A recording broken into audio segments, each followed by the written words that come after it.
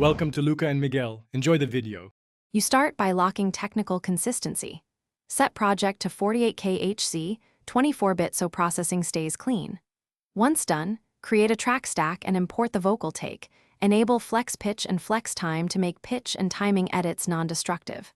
Next, normalize gain with clip gain, aiming for peaks around -6 dBFS to preserve headroom.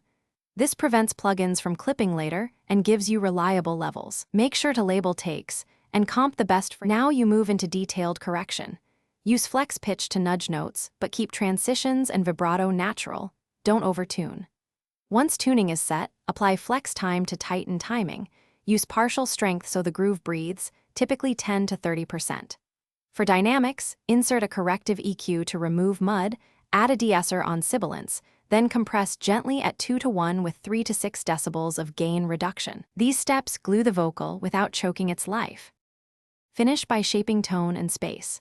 Add subtle tape or tube saturation for warmth, route a parallel compressed bus for presence, and place a plate reverb with pre-delay to keep clarity.